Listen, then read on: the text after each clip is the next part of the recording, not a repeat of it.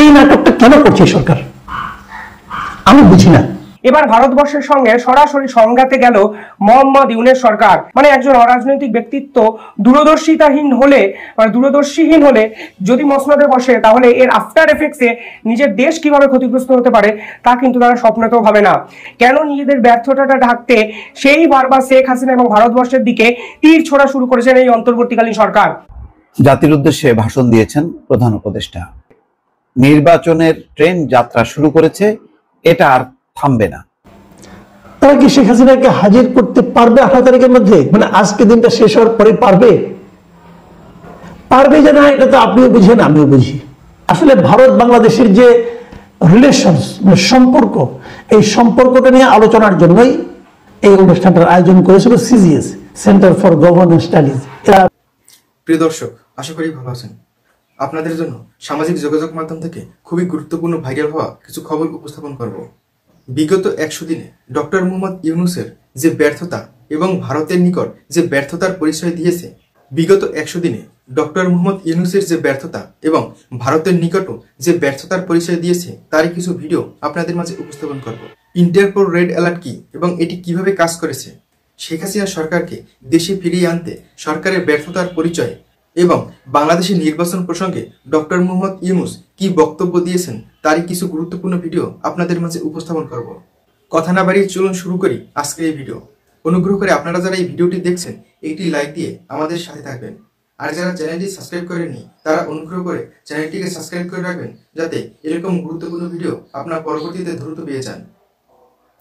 প্রথমেই চলুন দেখে আসি ভারত এবং বাংলাদেশের মধ্যে যে সম্পর্ক এবং ভারতের নিকট ইউনূসের যে ব্যর্থতার পরিচয় দিয়েছে তার একটি ভিডিও। এবার ভারতবর্ষের সঙ্গে সরাসরি সংঘাতে গেল মোহাম্মদ ইউনূস সরকার।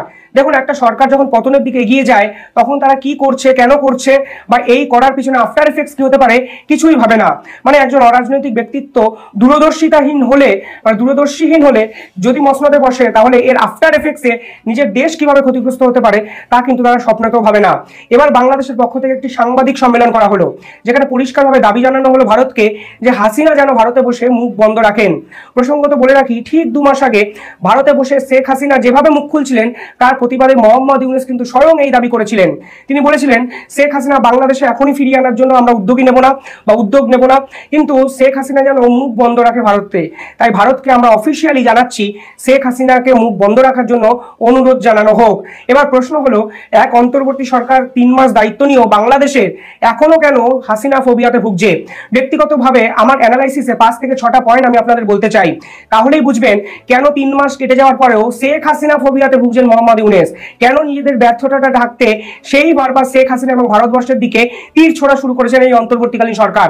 কালকে বাংলাদেশের স্বরাষ্ট্র উপদেষ্টা পরিষ্কারভাবে বলেছেন হাসিনা এই যে বারবার মুখ খুলছে তার বিরুদ্ধে তারা ভারতকে চিঠি লিখেছেন, এবং ভারতের গণমাধ্যম যেভাবে বাংলাদেশ সম্পর্কে মিথ্যা প্রচার করছে তার বিরুদ্ধে স্ট্রং প্রোটেস্ট জারি করছে বাংলাদেশ সরকার।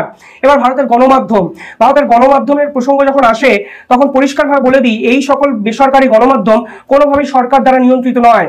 এই সকল গণমাধ্যমের পলিসি কিন্তু ব্যক্তিগত একটা যাদের যে পরিচিতি এবং কর্পোরেট হাউসগুলো যেভাবে চলে, অর্থাৎ ইন্টারনাল পলিসিতে কিন্তু এই গণমাধ্যমের পলিসি ডিসাইড হয়। শেখ হাসিনা পর্বে আসি। দেখুন, শেখ হাসিনার মুখ বন্ধ করার জন্য মোহাম্মদ ইউনূস লাগাতার শেষ 3 মাস ধরে চেষ্টা করেছেন। এর পার্টিকুলারলি কিছু কারণ আছে বলে আমার মনে হয়। আপনারা যদি হাসিনার রাজনীতি এবং মোহাম্মদ ইউনূসের রাজনীতিটা বিশ্লেষণ করেন তাহলে এখানে কিন্তু কারণটি লুকিয়ে আছে বলে আপনারা নিজেরাও বুঝতে পারবেন। একজন আপাতমস্তক রাজনৈতিক চরিত্র যার রক্তে রাজনীতি, যেভাবে রাজনীতি সময় এবং সমাজটাকে দেখছেন মোহাম্মদ ইউনূস কিন্তু সেভাবে দেখতে পাচ্ছেন না।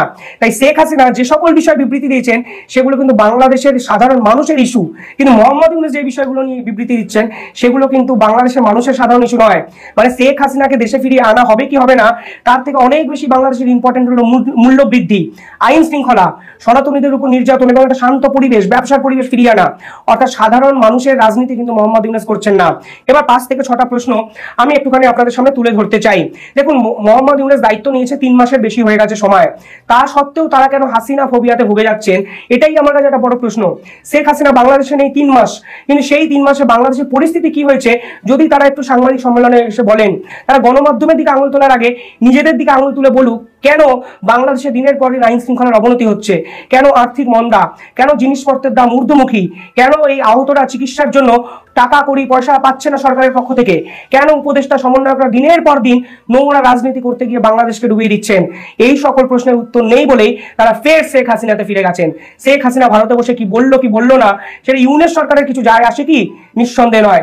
যদি কেউ যদি নিজের পারফরমেন্সের উপর বাজি ধরেন, আত্মবিশ্বাসী হন, তাহলে কিন্তু এই সকল তুচ্ছ ব্যাপার আলটিমেটলি কোনো কাজেই লাগার কথা নয়। মানে জো বাইডেন এখন ডোনাল্ড ট্রাম্পকে নিয়ে কি বলছেন সেটা সত্যিই কোনো ম্যাটার করে না। ফলে শেখ হাসিনা এখন দেশের মসনদে নেই, কিন্তু তা সত্ত্বেও মানে হাসিনা ফোবিয়াতে ভুগে কার্যত মোহাম্মদ ইউনূস বুঝিয়ে দিচ্ছেন শেখ হাসিনাই এখনো দেশের প্রধানমন্ত্রী। কারণ শেখ হাসিনার কথা যেভাবে বিশ্বের অন্য দেশ গুরুত্ব দিচ্ছে, মোহাম্মদ ইউনূসকে কিন্তু সে অর্থে পাত্তাও দিচ্ছেন না। পাশাপাশি হাসিনা মুখ খোলা মানেই কিন্তু তাদের আসল চরিত্র বেরিয়ে যাচ্ছে। ফলে তারা যে ডাহা ফেল করেছে তা কিন্তু আন্তর্জাতিক স্তরে চর্চার বিষয় হয়ে যাচ্ছে। হাসিনা কিন্তু পাড়ার ওই সমন্বয় পল্টু মস্তানদের মতো পাড়া ছুটকো নেতা নেত্রী নন, তিনি দেশের প্রধানমন্ত্রী এবং তিনি দেশকে প্রায় 10 থেকে 12 বছর কার্যত রুল করেছেন। তার সঙ্গে আন্তর্জাতিক একাধিক নেতা নেত্রীর অত্যন্ত ভালো সম্পর্ক, প্রভাবশালী বিভিন্ন দেশের সঙ্গে তিনি 10টা বছর ধরে লিয়াজা মেনটেন করেছে। এই মেনটেন করার সময় হাসিনার কথা যথেষ্ট গুরুত্ব সহকারে প্রচার হবে, এটাই তো স্বাভাবিক। আর সেখানেই হয়তো মোহাম্মদ ইউনূস ভয় পাচ্ছেন যে মোহাম্মদ ইউনূসের আসল চরিত্র বা মোহাম্মদ ইউনূস সরকারের যে আসল ব্যর্থতা তা বারংবার করে হাসিনা মুখ খোলাতে গোটা আন্তর্জাতিক স্তরে কিন্তু এক্সপোজড হয়ে যাচ্ছে। বন্ধুরা, ভিডিওটি দেখে আপনারা অনেক গুরুত্বপূর্ণ তথ্য পেয়েছেন। এবার চলুন দেখে আসি ইন্টারপোল রেড অ্যালার্ট কি এবং এটি কিভাবে কাজ করে। ভারতের নিকট বাংলাদেশের প্রধান উপদেষ্টা ডক্টর মোহাম্মদ ইউনূসের ব্যর্থতার পরিচয়, শেখ হাসিনা সরকারকে দেশে ফিরিয়ে আনার ব্যর্থতার পরিচয় এবং জনগণের নিকট ব্যর্থতার পরিচয় নিয়ে খুবই গুরুত্বপূর্ণ একটি ভিডিও। জাতির উদ্দেশ্যে ভাষণ দিয়েছেন প্রধান উপদেষ্টা। সেই ভাষণের নানা দিক ছিল, নানা বিষয় নিয়ে ভিন্ন ভিন্ন রিপোর্ট অনেকে করেছে। তার মধ্যে গুরুত্বপূর্ণ বিষয় ছিল নির্বাচন। সেই নির্বাচনের রোডম্যাপ কি হবে তার একটি উত্তর তিনি দিয়েছেন যে নির্বাচনের ট্রেন যাত্রা শুরু করেছে, এটা আর থামবে না। কিভাবে শুরু হয়েছে উনি বলতে চাচ্ছেন যে নির্বাচন সহ বিভিন্ন বিষয়ের সংস্কার কাজটা চলছে, সেটি হয়ে গেলে নির্বাচনটা তারপর পরই হয়ে যাবে। তার কিছুটা ইঙ্গিতও দিয়েছেন তিনি, নির্বাচনী সংস্কারের সিদ্ধান্ত হয়ে গেলে খুব দ্রুত নির্বাচনের রোডম্যাপও অর্থাৎ রূপরেখা পাওয়া যাবে। কিন্তু সুনির্দিষ্ট হলো না।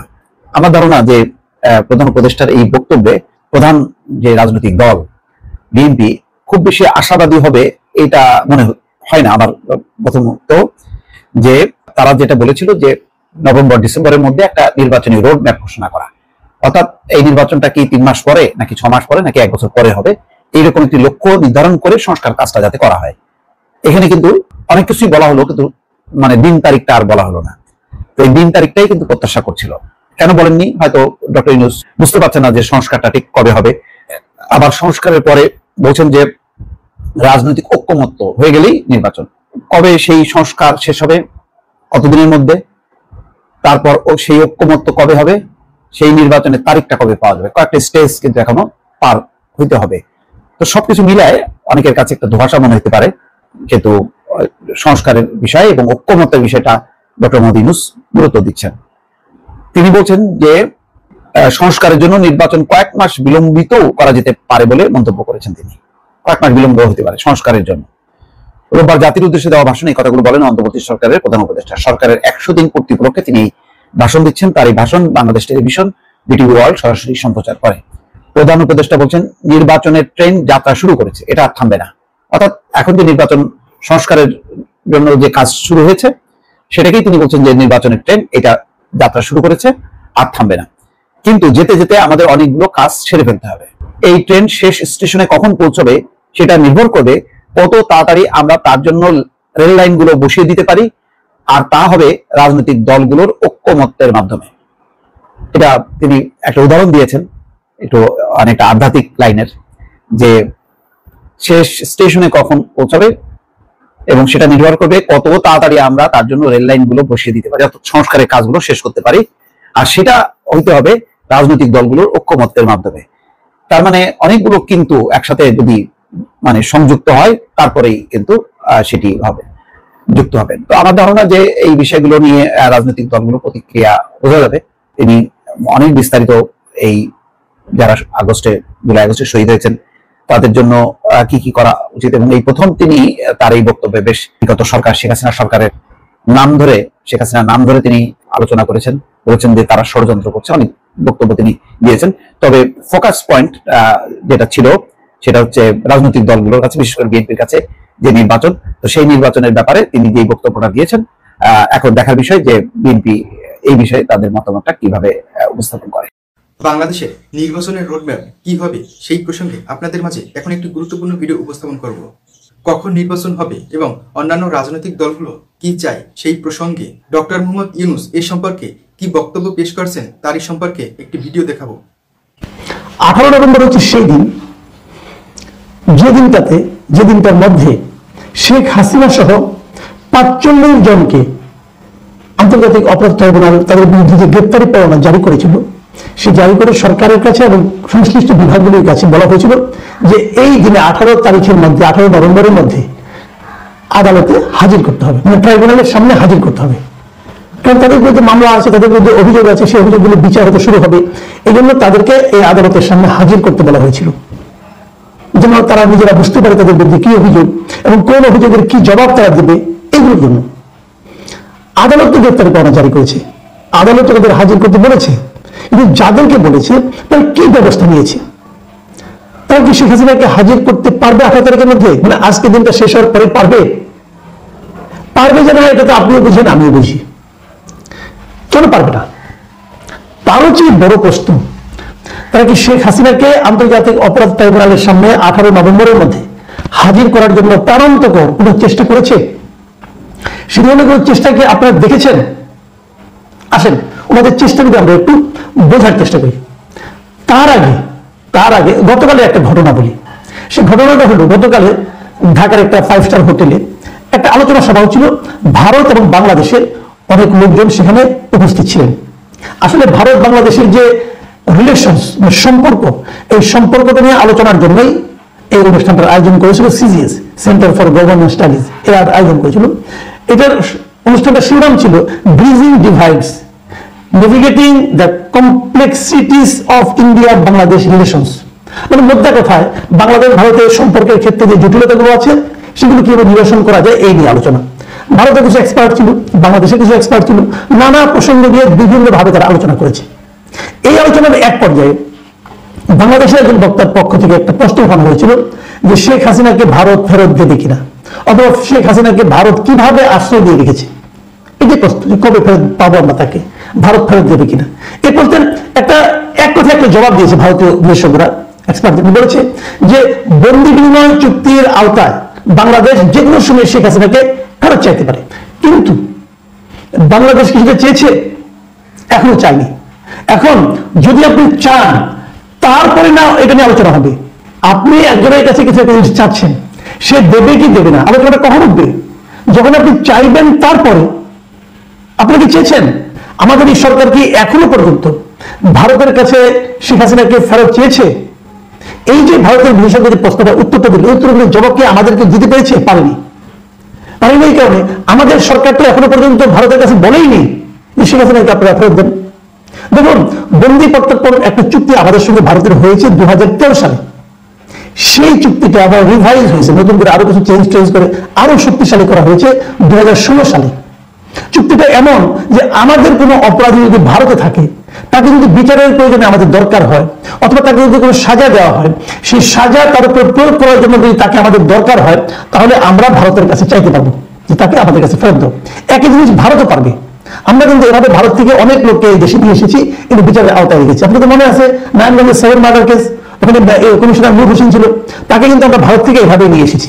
আমাদের এখান থেকে লিডারদেরকে ভারত এভাবে নিয়ে গেছে। কিন্তু এই চুক্তিটা আমাদের দুই দেশের মধ্যে আছে, চুক্তিটা এখনো বলবৎ আছে। যতদিন এই চুক্তিটা বলবৎ আছে, আমরা তো ভারতের কাছে চাইতে পারি যে আমাদের একজন অপরাধী অথবা আমাদের একজন মামলার আসামি তোমার দেশে আছে, তাকে আমাদের আদালতের সম্মুখে হাজির করতে হবে, তোমরা তাকে ফেরত দাও। চাওয়ার পর ভারত কি বলে না বলে তার উপর তোমার প্রতিক্রিয়া। কিন্তু আমার সরকার এখন পর্যন্ত সেরকম কিছু চাচ্ছে না। কেন? সরকার একটা কাজ করছে। সরকার মানে কি, এই ট্রাইব্যুনালের যিনি চিফ প্রসিকিউটর, উনি বলেছেন যে আমরা শেখ হাসিনাকে আনার জন্য ইন্টারপোলকে জানিয়েছি এবং ইন্টারপোলকে বলেছি তাদের যে রেড কর্নার নোটিশ আছে সেখানে যেন শেখ হাসিনা যেন তারা একটা নোটিশ জারি করে, রেড অ্যালার্ট যেটাকে বলি আমরা, রেড অ্যালার্ট জারি করতে বলেছি আমরা। আচ্ছা, এখন আমরা আমাদের বোঝার চেষ্টা করি ইন্টারপোলের রেড অ্যালার্ট জিনিসটা কি। এটার মাধ্যমে কি শেখ হাসিনাকে আমরা আনতে পারবো দেশে? রেড অ্যালার্ট থেকে শোনার ভাই, একটা আন্তর্জাতিক ইন্টারপোল আছে, ইন্টারপোল আন্তর্জাতিক সংস্থা, তাদেরকে আমরা জানাবো যে এই লোকটাকে আছে, আপনাদের একটা ওয়েবসাইট আছে, ওয়েবসাইটের মধ্যে বলা হয় রেড কর্নার নোটিশ জারি করা, কি সেখানে এই নামটা আপনারা ঢুকান। দেখেন ইন্টারপোলের কাছে সারা দুনিয়া এখন পর্যন্ত কতজন লোকের নামে রেড অ্যালার্ট জারি করার কথা বলা হয়েছে আপনারা ধারণা করতে পারেন? 666 জনের নামে সারা দুনিয়ায় রেড অ্যালার্ট জারি করা হয়েছে ইন্টারপোলে, তারা প্রকাশ করেছে। তার মধ্যে ভারতেরই আছে 209 জন, আর আমাদের বাংলাদেশে আছে এখন পর্যন্ত 64 জন। এই 64 জনের মধ্যে একজন মৃত্যুদণ্ডপ্রাপ্ত আসামিও আছে, তাকে এই ট্রাইব্যুনালে মৃত্যুদণ্ড দিয়েছিল একেবারে মানবতা বিরোধী অপরাধের দায়ে। তাকে মানতে পেরেছি? এখনো কিন্তু পারিনি।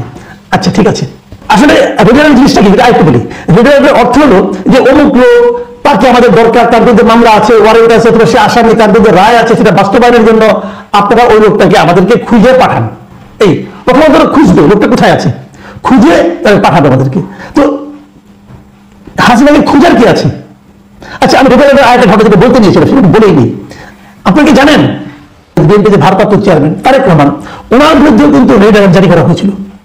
কি জারি করেছিল? হাসিনা সরকার জারি করেছিল। তারেক রহমান 21 আগস্ট গ্রেনেড হামলা মামলার আসামি, দণ্ডপ্রাপ্ত আসামি, অথবা তার দণ্ড বাস্তবায়নের জন্য তাকে দেশে আনার দরকার, এই মর্মে তারা এই ইন্টারপোলকে বলেছিল রেড অ্যালার্ট জারি করার জন্য। সেটা 2015 সালের কথা।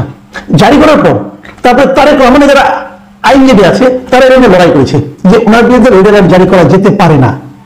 এটা নিয়ে শুনানি হয়েছে, ইন্টারপোলে শুনানি হয়েছে, এবং ইন্টারপোলে শুনানি শুরু হওয়ার পর এটা 2016 সালের 14 মার্চ ইন্টারপোল এই রেড অ্যালার্টটা প্রত্যাহার করে নিয়েছে। তারেক রহমানের বিরুদ্ধে রেড অ্যালার্ট প্রত্যাহার করে দেওয়া হলো, এটা রেড অ্যালার্ট হিসাবে থাকতে পারে না। তো যে জিনিসটা ইন্টারপোল প্রত্যাহার করে নিয়েছে, এখন সেটা আসলে প্রত্যাহার হতে পারে না, এটা হতে পারে। তারেক রহমানকে তো হাসিনা গভর্নমেন্ট মানে যাবজ্জীবন কারাদণ্ড প্রাপ্ত আসামি হিসেবে অভিহিত করেছিল, বাংলাদেশের আদালতে বিচার হয়েছিল, সেখানে কিন্তু বিচার এখনো হয়নি, বিচার শুরু হয়নি। তো এটা তো ইন্টারপোলের কাছে আরো কম গুরুত্বপূর্ণ হবে। তাহলে কি হবে? এখন শেখ হাসিনার পক্ষে কেউ না কেউ যে সেটা মামলা করবে, শুনানি হবে, এটা প্রত্যাহার হয়ে যাবে। এই কাজ হতে হতে 3 বছর 2 বছর লেগে যাবে। তাহলে এই সরকারকে আসলেই শেখ হাসিনাকে দেশে ফেরানোর ব্যাপারে আন্তরিক? আর ওরা কি করবে? তারা খুঁজে দেখবে কোন দেশে আছে। এটা তো খুঁজাখুঁজির কোনো দরকার নাই। ভারত তো একদিনের জন্য অস্বীকার করে নাই যে শেখ হাসিনা তাদের এখানে আছে। শেখ হাসিনা 5 আগস্ট এই দেশ থেকে চলে গেল। 6 আগস্ট মানে পরের দিন ভারতের পররাষ্ট্রমন্ত্রী এস জয়শঙ্কর উনি ভারতের লোকসভায় এবং রাজ্যসভায় উভয় সভায় বিবৃতি দিয়ে জানালেন যে স্বল্পকালীন একটা নোটিশে শেখ হাসিনা ভারতে এসেছে। তারপর শেখ হাসিনা যে ভারতে আছে এটা তো ভারত সরকার অফিসিয়ালি বাংলাদেশকেও জানিয়েছে। তাহলে তুমি কোথায় আছেন এটা খোঁজার জন্য ইন্টারপোলের শরণাপন্ন হওয়ার কি যুক্তি আছে ভাই? ভারতকে বললেই হয় আমার একটা লোক তোমার কাছে আছে, তার বিরুদ্ধে মামলা হয়েছে, তাকে আমাদের দরকার, বন্দি প্রত্যর্পণ চুক্তির আওতায় আমরা তাকে ফেরত চাই বলে দেখেন আপনি। আমার কাছে এটা ক্লিয়ার না। আমার একটা জিনিস মনে হয় এটা এমনও হতে পারে, এমনটা কি হতে পারে, ওনারা বোধহয় আসলে হাসিনাকে আনতেই চান না। ওনারা মানুষকে বোঝাচ্ছেন যে আমরা আনার চেষ্টা করছি, আনতে তো একটু সময় লাগবে। দেখেন না ইন্টারপোলে রেড অ্যালার্ট জারি করতে বলেছি, যেটার ফল হবে একটা অশ্বডিম্ব, উভয়ের ডিম, কোনো ফল আসবে না এখান থেকে। এটা আমার চেয়ে ওনারা আরো ভালো জানেন, সবাই জানে, এটা মানে নতুন কিছু নাই। ইন্টারপোলে ওয়েবসাইটে গেলে আপনি ওরা রেড অ্যালার্ট দেখতে পাবেন। তাহলে কেন এই নাটকের কি প্রয়োজন? চলুন করে সম্পূর্ণ ভিডিওটি আপনারা দেখলেন। কমেন্টস করে আপনাদের মূল্যবান মতামতটি আমাদের কমেন্ট বক্সে অবশ্যই জানাবেন।